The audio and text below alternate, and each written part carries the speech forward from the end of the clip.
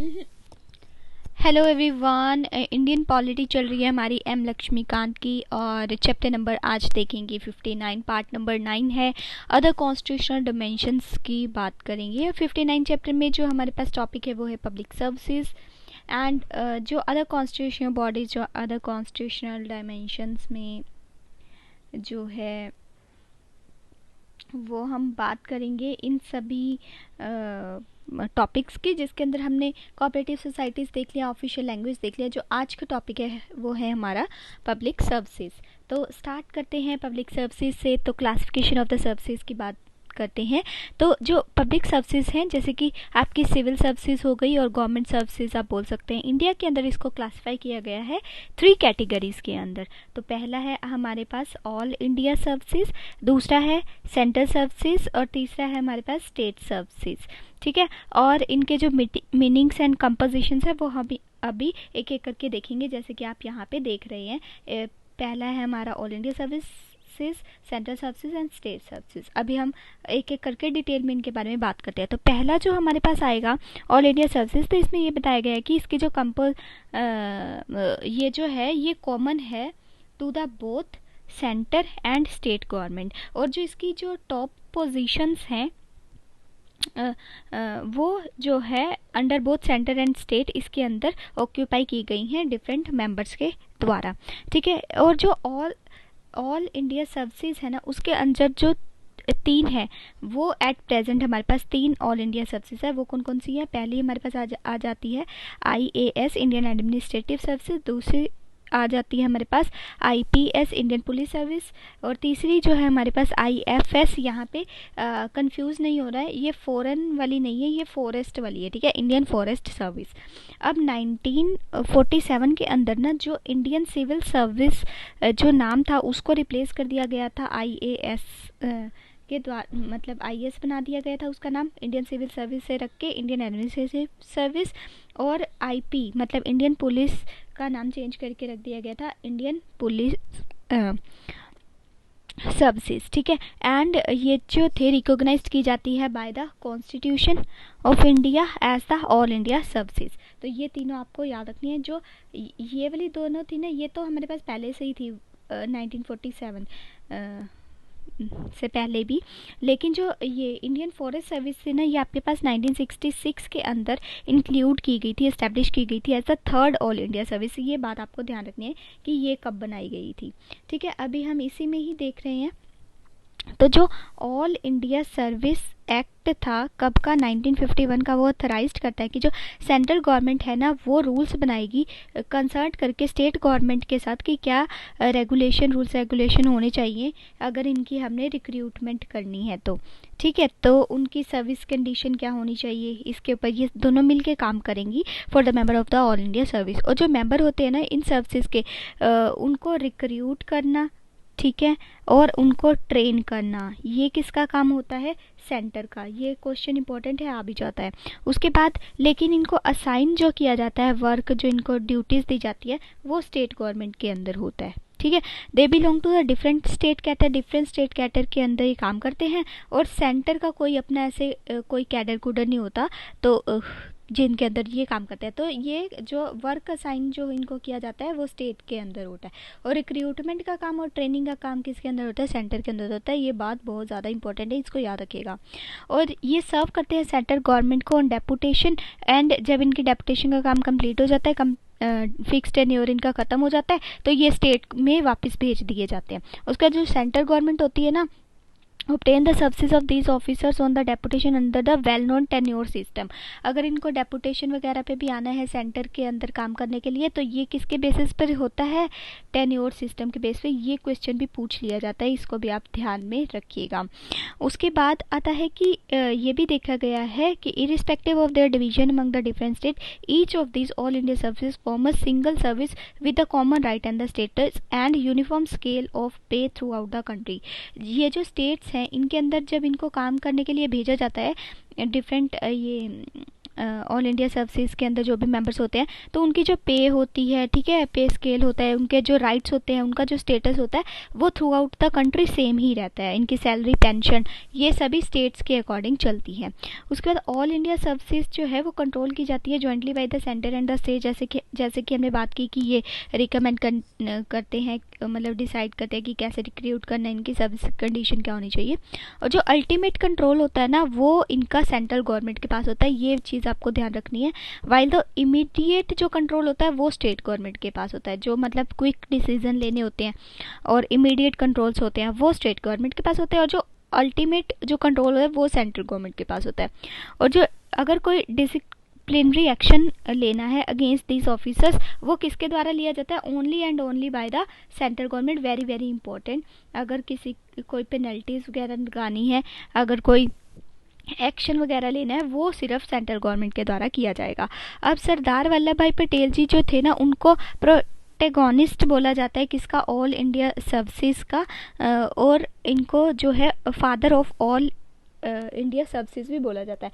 क्यों? क्योंकि ना जैसे आज़ाद हुआ भारत, तो उसके बाद इनको ना डिमोलिश करने की भी बात की गई थी इन सर्विसेज को, लेकिन सरदार वल्लभ भाई पटेल जी ही ऐसे थे जिन्होंने बोला था कि नहीं, ये बहुत इम्पोर्टेंट पार्ट है इंडिया के लिए, तो इनको कंटिन्यू करना चाहिए, और इसीलिए इनको father of all India services बोला जाता है, सरदार वल्लभ भाई पटेल को। ये क्वेश्चन भी पूछा जाता है।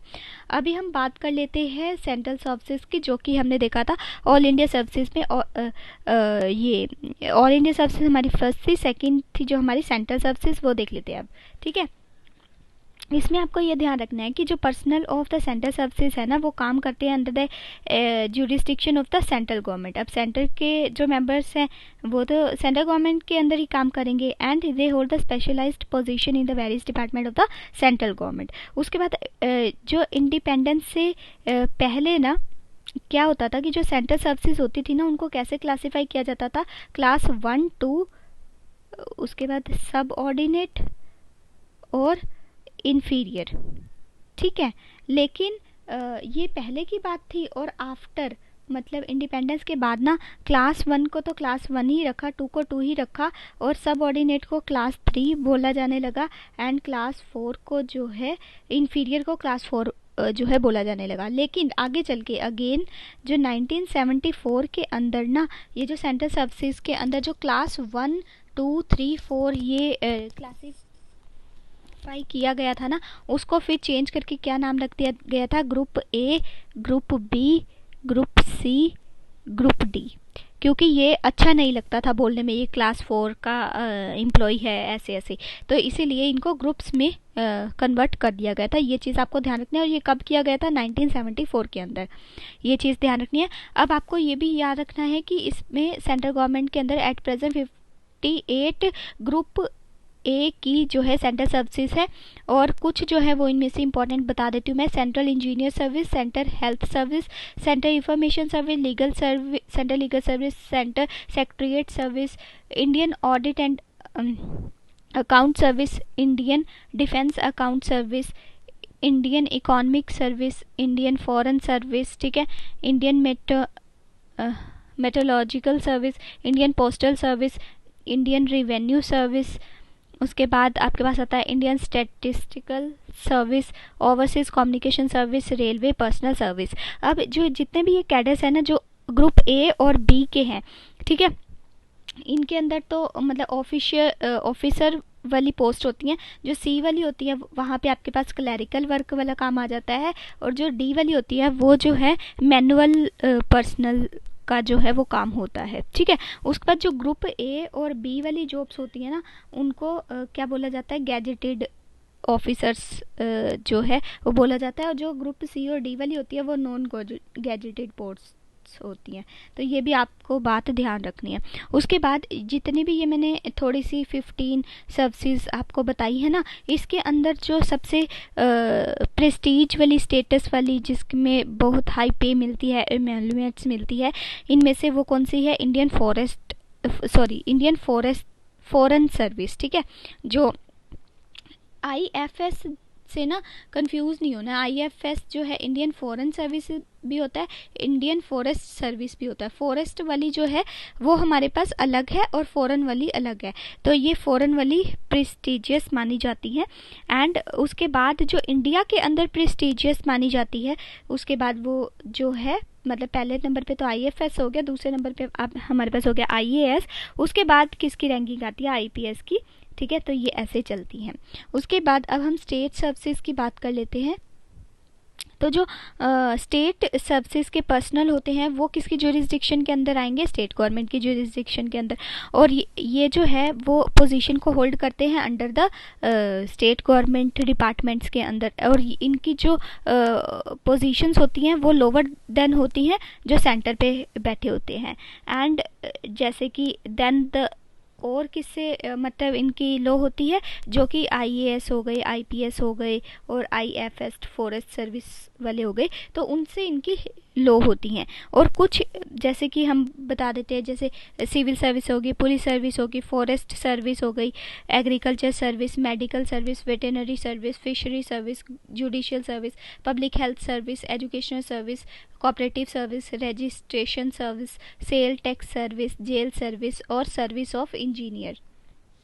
तो जैसे कि ये मैंने आपको सारी बताई। अब इनका मतलब स्टेट के अंदर इनकी जो नेमिंग होती है वो कैसे होती है, इनके जो प्रीफिक्स के आगे ना मतलब इनके आगे स्टेट का नाम जुड़ जाता है। अगर मान लो मैं हरियाणा से हूँ, ठीक है, और हरियाणा का बता देती हूँ, जैसे हरियाणा सिविल सर्विस, ये हमारा पहला हो गया, और हरियाणा पुलिस सर्विस, ठीक है, ऐसे ऐसे सारी, हरियाणा फॉरेस्ट सर्विस, ऐसे ये चलता रहेगा। अगर कोई महाराष्ट्र से है तो Maharashtra civil service, Maharashtra police service, ऐसे ऐसे करके ये सभी चलते रहेंगे।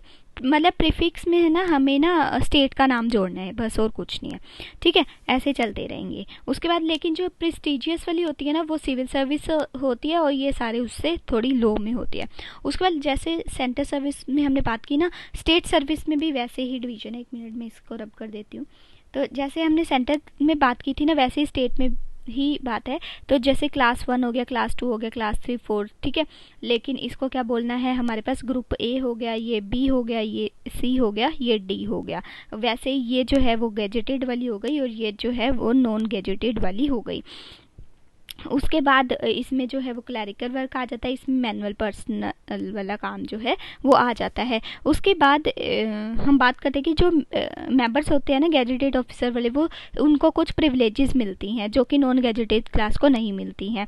ठीक है, और जो ये भी बात आपको ध्यान रखनी है, जो गैजेटेड वाले होते हैं ना इनको हम ऑफिसर्स बोलते हैं, और जो ये नॉन गैजेटेड वाले होते हैं इनको हम क्या बोलते हैं, एम्प्लॉयज़ बोलते हैं। उसके बाद जो ऑल इंडिया सर्विस एक्ट जो कि 1951 का है ना, वो स्पेसिफाई करता है कि जितनी सीनियर पोस्ट होती है ना वो एक्सीड नहीं होनी चाहिए 33 से ज़्यादा, और जो 1/3 जो पोजीशंस होती है ना, 1/3% होती है आईएएस, आईपीएस और आईएफएस की, वो प्रमोशन से फिल की जाती है। ये काफ़ी इंपॉर्टेंट पॉइंट है, आपको इसको ध्यान रखना है। और जो ये जो प्रमोशंस होती है वो किसकी रिकमेंडेशन के थ्रू होती है, सिलेक्शन कमेटी बिठाई जाती है और उसका चेयरमैन जो होता है वो चेयरमैन ऑफ यूपीएससी होता है। ठीक है, वो प्रिसाइड करता है इसको, वो रिकमेंड करता है कि प्रमोशन किस किस को देनी है ताकि ये सीट्स जो है वो फिल की जाए। तो ये 33 और 1/3 जो है पोजीशंस, ये चीज़ आपको ध्यान रखनी है। ये किस में लिखा गया है, ऑल इंडिया सर्विसेज एक्ट 1951 के अकॉर्डिंग। उसके बाद अब हम बात कर लेते हैं कॉन्स्टिट्यूशनल प्रोविजंस की, जो कि हमारा ये पार्ट है। तो इसमें आपको ये याद रखना है कि जो आर्टिकल 308 to 314 है ना, जो कि आपका पार्ट 14 में आता है ऑफ द कॉन्स्टिट्यूशन, ये बात करता है ऑल इंडिया सर्विसेज की, सेंट्रल सर्विसेज की एंड स्टेट सर्विसेज की। ठीक है, तो ये आर्टिकल बिल्कुल भी नहीं भूलना है और पार्ट भी बिल्कुल भी नहीं भूलना है। तो जो हमारे पास आर्टिकल 308 है ना, इसमें क्लियरली ये बताया गया है कि ये जो प्रोविजंस है ना, ये जम्मू एंड कश्मीर की स्टेट के ऊपर अप्लाई नहीं होंगे। लेकिन आप मुझे कमेंट सेक्शन में बताइएगा, क्योंकि अब जम्मू एंड कश्मीर हमारे मतलब उसका पार्ट बन गया है, इंडिया का पार्ट बन गया है, क्योंकि हमने कुछ आर्टिकल्स को एब्रोगेट कर दिया है। तो आप मुझे कमेंट सेक्शन में बताइएगा कि क्या ये अभी भी ऐसा है या चेंज हो गया है। इस चीज़ के बारे में आप मुझे कमेंट सेक्शन में ज़रूर बताइएगा। ठीक है, बताने को मैं आपको बता सकती हूँ, लेकिन आप भी थोड़े माइंड का एक्सरसाइज कीजिए, ढूंढिए एंड देन कमेंट कीजिएगा। उसके बाद अभी हम आगे चलते हैं, recruitment and the service conditions की बात कर लेते हैं। तो यहाँ पे ना जो आर्टिकल नंबर 309 है वो एम्पावर करता है किसको, पार्लियामेंट को एंड द स्टेट लेजिस्लेचर को, कि कैसे रिक्रूटमेंट करनी है और सर्विस कंडीशंस क्या होनी चाहिए, पर्सन को कैसे अपॉइंट करना है पब्लिक सर्विस में, एंड पोस्ट क्या होनी चाहिए under the centre and the state, ठीक है। और उसके बाद लॉज जो है वो कैसे बनाने हैं, the president and the governor can make rules to regulate this matter. तो यहाँ पे प्रेजिडेंट सेंटर के लिए और जो गवर्नर है वो स्टेट के लिए रूल्स डिफाइन करेंगे कि क्या लॉज बनाने हैं, कैसे इनको रेगुलेट करना है। जो रिक्रूटमेंट है ना उसमें क्या क्या चीज़ें इन्वॉल्व है कि अपॉइंटमेंट कैसे करनी है, सिलेक्शन कैसे करनी है, डेपुटेशन कैसे करनी है, प्रमोशन कैसे करनी है, और अगर किसी ने ट्रांसफ़र करवानी है तो वो कैसे करनी है। तो ये सभी चीज़ों के बारे में इसमें बताया गया आर्टिकल 309 के अंदर, जो कि रिक्रूटमेंट एंड सर्विस कंडीशन के अंदर आता है। उसके बाद कुछ कंडीशन है सर्विस की ऑफ पब्लिक सर्वेंट, जिसके अंदर पे, अलाउंसेस, इंक्रीमेंट्स जो लगते हैं, लीव, प्रमोशन, टेन्योर, टर्मिनेशन किसी सर्विस का, ट्रांसफ़र, डेपुटेशन, और भी जो राइट्स होते हैं, डिसिप्लिनरी एक्शंस हो गए आपके। उसके बाद हॉलीडेज हो गई, उसके बाद आवर्स ऑफ द वर्क, कितने घंटे काम करना है, रिक्रूटमेंट बेनिफिट्स हो गए जैसे कि पेंशन, प्रोविडेंट फंड, ग्रेजुटी, ये सभी चीज़ों के बारे में भी डिफाइन है। उसके बाद अंडर दिस प्रोविजन जो पार्लियामेंट है और द स्टेट लेजिस्लेचर है वो रीजनेबल रिस्ट्रिक्शंस भी लगा देती हैं फंडामेंटल राइट के ऊपर, किसके, पब्लिक सर्वेंट्स के, ताकि जो integrity, honesty, efficiency, discipline, impartiality, secrecy, neutrality, anonymity, devotion के ऊपर कोई फ़र्क ना पड़े। तो ये काफ़ी इंपॉर्टेंट पॉइंट है जो कि अभी मैंने डिस्कस किया आपके साथ। और ये जो रिस्ट्रिक्शंस है ना वो किसके अंडर लगाए जाते हैं, तो conduct rules like the central services conduct rule और रेलवे सर्विसेज कंडक्ट रूल, ऐसे जो भी जिसके अंडर होगा उसके कंडक्ट रूल्स के अंदर ये चीज़ें फंडामेंटल राइट्स के ऊपर रिस्ट्रिक्शन लगा दी जाती हैं सेंटर ये पब्लिक सर्वेंट के ऊपर। तो ये काफ़ी इंपॉर्टेंट पॉइंट था। उसके बाद अब हम नेक्स्ट पॉइंट पे चलते हैं जो कि है हमारा टेन्योर ऑफ द ऑफिस। तो आर्टिकल जो है 310, अभी हमने 309 के बारे में सारा पे वगैरह मतलब उसकी क्या रहनी चाहिए और अलाउंसेस वगैरह, सर्विस कंडीशन, रिक्रूटमेंट की बात की। अब आर्टिकल 310 के अंदर टेन्योर ऑफ द ऑफिस की बात की गई है।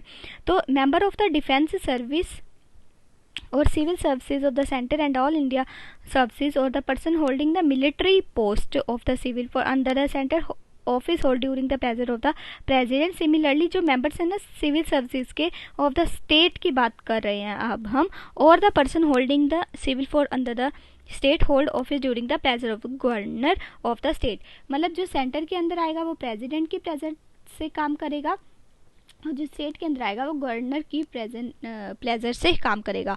देयर इज़ अ एक्सेप्शन, यहाँ पे एक एक्सेप्शन भी है, general rule of the dismissal at the pleasure के अंदर जो प्रेसिडेंट और जो गवर्नर है वो प्रोवाइड करवा सकता है for the payment of the compensation. 2 cases के अंदर, पहला है कि अगर जो पोस्ट है वो अबोलिश हो जाए बिफोर द एक्सपायरेशन और द कंट्रेक्चुअल पीरियड, ठीक है। तो पोस्ट अगर किसी जो पब्लिक सर्वेंट है उसकी पोस्ट को एबोलिश कर दिया जाए तो उसको कंपनसेशन प्रोवाइड करवाना है। दूसरा जो पॉइंट है वो ये है, if he is required to vacate the post for reasons not connected with misconduct on his part, तो उस टाइम पे भी उसको कंपनसेट करना होगा। And such contract can be made only with the new entrant, a person who is not already a member of the defence service, civil service at the center और all India service और the civil service of the state. Sorry. उसके बाद next हमारा जो यहाँ पे जो भी मैंने आपको ये चीज़ें बताई हैं उसमें आपको ये सारी चीज़ें याद रखनी है कि किन किन के बारे में बताया है। एक डिफेंस सर्विस, सेंटर सर्विस जो कि सेंटर पे होती है, ऑल इंडिया सर्विस और सेंटर सर्विस एट स्टेट, तो ये चारों पे अप्लाई होगा। उसके बाद अब हम बात करते हैं safeguards to the civil services. तो इसमें आपके पास आर्टिकल 311 ये जो है रिस्ट्रिक्शन लगाता है on the doctrine of pleasure पर, ठीक है। जैसे कि हमने बात की प्रेसिडेंट सेंटर के अंदर जो प्रेसिडेंट प्लेजर में काम करेंगे और गवर्नर की स्टेट के में, तो इसके अंदर ये रिस्ट्रिक्शंस लगाता है ठीक है, against any arbitrary dismissal from their post. तो पहला हमारे पास आता है कि जो सिविल सर्वेंट है कैन नॉट बी डिसमिस्ड और removed by the authority subordinate to that by which he is appointed. ठीक है, मतलब जिसने अपॉइंट किया है वही इसको जो है वो रिमूव करेगा, उससे जो है सबऑर्डिनेट उसको रिमूव नहीं कर सकता, पहली चीज़। दूसरी चीज़ कि एक सिविल सर्वेंट है कैन नॉट बी डिसमिस्ड और रिमूव्ड और रिड्यूस्ड, मतलब इसको उसके मतलब रैंक से नीचे जो है वो नहीं लेके आना, उसको रिमूव नहीं किया जा सकता एक्सेप्ट आफ्टर द इंक्वायरी। अगर इंक्वायरी हुई है और वो गिल्टी पाया गया है फिर तो कर सकते हैं, अदरवाइज उसको नहीं कर सकते, उसको अपॉर्चुनिटी रीजनेबल अपॉर्चुनिटी मिलेगी ही। ठीक है, उसके बाद ये जो दो हमने पॉइंट्स के बारे में बात की, ये अवेलेबल होगा only to the members of the civil service at the center, all India service and civil service of state holding the civil position in the center of the state, not to the members of the defence. Very important, defence वालों के ऊपर अब ये apply नहीं होगा, और जिसने military position hold कर रखी है उनके ऊपर भी अप्लाई नहीं होगा, अब इन तीनों पे ही होगा, क्योंकि हमने पहले बात की थी कि डिफेंस वालों पे भी जो है उनको साथ लेके चल, तो इसमें नहीं लेके चलना है उनको। ठीक है, उसके बाद जो सेकंड सेफगार्ड है, ठीक है, ये वाला जो हमने रिड्यूस वाला देखा था, holding inquiry is not available in the following 3 cases, वो देख लेते हैं अब कौन कौन सी है। तो यहाँ पे 3 केसेस के बारे में डिफाइन किया गया है। तो पहला कौन सा है कि अगर जो सिविल सर्वेंट है वो क्रिमिनल चार्ज के अंदर इन्वॉल्व होगा, तो यहाँ पे इसको सेकंड सेफगार्ड जो है वो नहीं मिलेगा। ठीक है, और दूसरा मतलब इसको अपॉर्चुनिटी अब नहीं मिलेगी। और दूसरा हमारे पास है कि अगर अथॉरिटी एम्पावर करे कि टू डिसमिस और remove the civil service to reduce him in the rank satisfy for some reason, it is not reasonably practicable to hold such inquiry. अगर उनको लगे कि ये इंक्वायरी होल्ड नहीं करना चाहते, कुछ ऐसे रिकॉर्ड इनको मिले हों राइटिंग के अंदर। तीसरा हमारे पास पॉइंट आता है व्हेन द प्रेसिडेंट और द गवर्नर सेटिस्फाई करें, इंटरेस्ट दिखाएं of the security of the state and it is not expedient to hold such inquiry. ये अगर इनको लगता है कि ये इंक्वायरी रखवाने में कोई फ़ायदा नहीं है तो ये वो कर सकते हैं। इन चीज़ों में सेकंड वाला सेफगार्ड जो है वो अप्लाई नहीं होगा। उसके बाद नेक्स्ट जो पॉइंट आने जा रहा है वो ध्यान से सुनिएगा, काफ़ी इंपॉर्टेंट है। इसमें ये बताया गया है कि जो अपॉर्चुनिटी ऑफ बीइंग हर्ड है ना सिविल सर्वेंट के लिए, वो 2 स्टेजेस पर दी जाती है। जो पहली स्टेज होती है वो आपकी इंक्वायरी स्टेज पे होती है, और जो दूसरी वाली होती है वो आपकी जो पनिशमेंट, अगर आप गिल्टी पाए गए तो पनिशमेंट स्टेज पे होती है। लेकिन 42nd कॉन्स्टिट्यूशन अमेंडमेंट एक्ट जो कि आपका 1976 के अंदर हुआ था, इसमें जो सेकंड वाला है ना पनिशमेंट स्टेज के ऊपर सेकंड अपॉर्चुनिटी के अंदर, ये इसको एबॉलिश कर दिया गया था कि अब सिर्फ इंक्वायरी स्टेज पे ही आपको सुना जाएगा और सेकंड स्टेज पे आपको नहीं सुना जाएगा। जो इसमें जो है ये भी बताया गया कि जो प्रेजेंट पोजीशन है is that where it is proposed to impose upon a civil servant the punishment or dismissal, removal or reduction in the rank, it may be imposed on the basis of the evidence adduced at the inquiry without giving him any opportunity to making the representation on the penalty proposed। अब supreme court ने held कर दी कि reasonable opportunity heard जो सुननी है उसमें क्या क्या चीज़ें हो सकती है, तो वो एक एक करके हम देख लेते हैं। तो पहला हमारे पास आता है कि इनको अपॉर्चुनिटी देनी है टू डिनाई हिज गिल्ट, मतलब जो वो गिल्टी पाए गए हैं तो उनको ये बताना है कि वो क्यों नहीं, मतलब उन्होंने ऐसा काम जो है वो किया है या नहीं किया, ये सब चीज़ें इनको बतानी है। एंड एस्टेब्लिश करना है उन इनोसेंस, मतलब उनको इनोसेंस अपनी प्रूफ करनी होगी। एंड जो भी उनके ऊपर चार्ज लगे हैं उनको जो है खारिज करके बताना होगा विद द, मतलब रिकॉर्ड्स भी होने चाहिए। ठीक है, उसके बाद जो सेकंड है उनको अपॉर्चुनिटी दी जाती है कि वो डिफेंड कर सकते हैं अपने आप को क्रॉस एग्जामिन करके, मतलब और भी कुछ सबूत वगैरह वो दिखाना चाहते हैं विटनेस के तौर पे तो वो दिखा सकते हैं, प्रोड्यूस कर सकते हैं।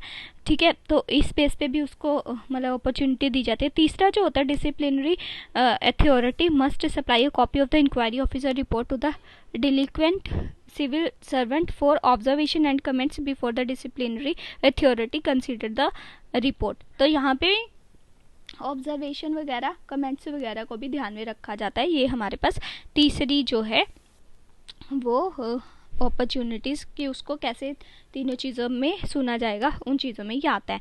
उसके बाद अब हम बात कर लेते हैं ऑल इंडिया सर्विसेज की। इसके अंदर ही जो पॉइंट आता है, तो ये आर्टिकल नंबर 312 जो है इसके बारे में बात करता है। तो इसमें भी 4 पॉइंट है। पहला पॉइंट ये है कि जो पार्लियामेंट है ना वो क्रिएट करता है, अगर उसने कोई न्यू ऑल इंडिया सर्विस जो है वो क्रिएट करनी है, जिसके अंदर इंक्लूड होता है ऑल इंडिया जुडिशियल सर्विसेज भी। इसके अंदर जो राज्यसभा है ना वो जो है ये पास करती है, और सपोर्ट जो है वो 2/3 ऑफ द मेंबर्स जो है प्रेजेंट एंड वोटिंग वो सपोर्ट करते हैं। तो ये पावर जो है ना रिकमेंडेशन की ये वाली मतलब सर्विस जो है वो बनानी है, वो राज्यसभा को दी गई है। वो राज्यसभा जो है to protect the interest of the state of the Indian federal system.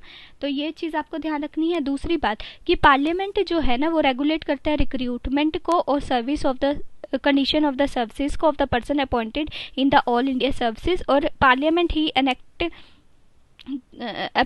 ने ही इनेक्ट किया था ऑल इंडिया सर्विस एक्ट, जो कि 1951 में किया था, यही सारी सर्विसेज के लिए। तीसरा पॉइंट हमारे पास यहाँ ये आता है कि जो सर्विसेज है ना जो कि कॉन्स्टिट्यूशन के कमेंसमेंट पे जो नोन थी, जो जैसे मान लीजिए 26 जनवरी 1950 पे जो नोन थी वो थी Indian administrative service, Indian police services. ये जो थी ये किसके द्वारा बनाई गई थी? आपके पार्लियामेंट के द्वारा बनाई गई थी, अंडर उनके ही प्रोविजंस के अंदर।